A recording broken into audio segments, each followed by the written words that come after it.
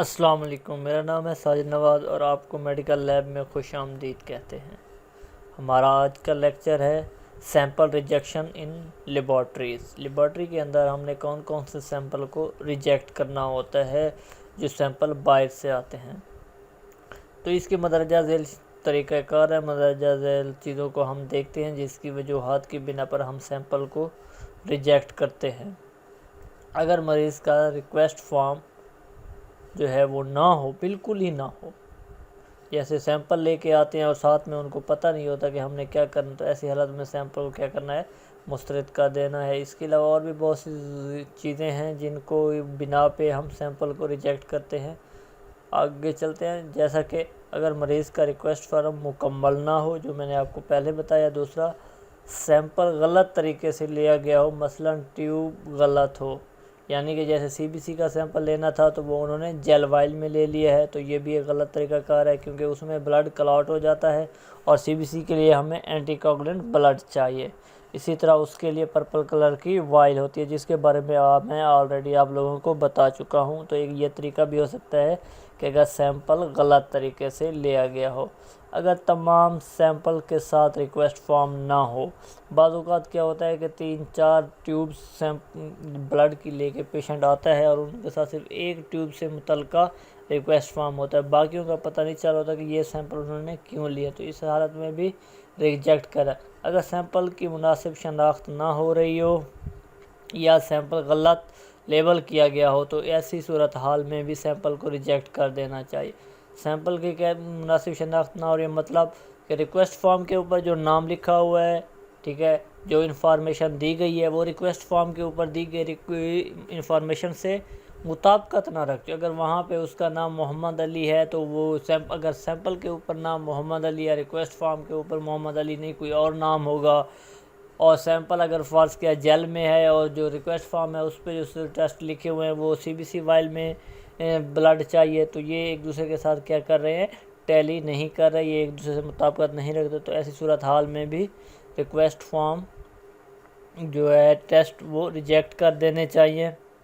اگر sample container ٹوٹ جائے یا لیک ہو جائے اور آپ کو شک پڑ جائے کہ کنٹینر آلودہ ہو چکا ہے تو ایسی صورتحال میں بھی آپ نے کیا کرنا ہے، سیمپل کو ریجیکٹ کر دینا ہے۔ اگر کنٹینر ہے جس کے اندر سیمپل لے کے آئے ہیں وہ ہمارے پاس ہمیں شک ہے کہ یہ کنٹامینیٹ ہو چکا ہے تو تب ہم لوگوں نے کیا کرنا ہے، اس کو ریجیکٹ کر دینا، کیونکہ کنٹامینیٹ کے اندر ہمیں صحیح طریقے سے رزلٹ نظر نہیں آتے یا رزلٹ نہیں ملتے۔ اگر سلائڈ ٹوٹ جائے یا بایوپسی کا سیمپل ہے وہ فارمالین کے بغیر ہو تو تب بھی ہمیں ریجیکٹ کر دینا چاہیے، کیونکہ اگر بایوپسی کا سیمپل ہے اور اس کے اندر فارمالین ایڈ نہیں ہے تو وہ آٹولائسی ہو جاتا ہے، یعنی کہ وہ خراب ہو جاتا ہے۔ اور بعض اوقات ایسا ہوتا ہے کہ سفر کے دوران کنٹینر گر گیا تو ساری بایوپسی ویسٹ ہو گئی، تو اس کنڈیشن میں جو کنٹینر ہے وہ خالی ہو جاتا ہے، تو تب بھی ہمیں سیمپل کو کیا کر دینا چاہیے، ریجیکٹ کر دینا چاہیے۔ اب کچھ سیمپل ایسے ہوتے ہیں جن کے لیے کچھ وقت درکار ہوتا ہے کہ اسی وقت کے اندر اس کو کر دینا چاہیے تو افیکٹو ہے، ادروائز افیکٹو نہیں ہے۔ اگر سیمپل دیر سے پہنچے اور یہ چیز رزلٹ پر اثر انداز ہو تو ایسی حالت میں سیمپل کو ریجیکٹ کر دینا چاہیے۔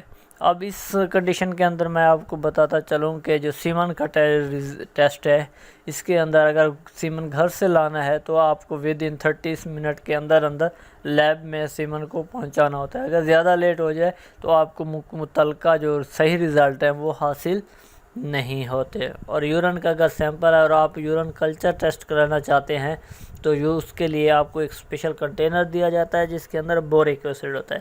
اگر آپ نے یورین کو کلچر کرانا ہے اور آپ جس کنٹینر کے اندر لے آئے ہیں وہ اس کے اندر بورک ایسڈ نہیں ہے تو اس کا مطلب ہے کہ وہ آپ کا سیمپل ریجیکٹ ہو جائے گا۔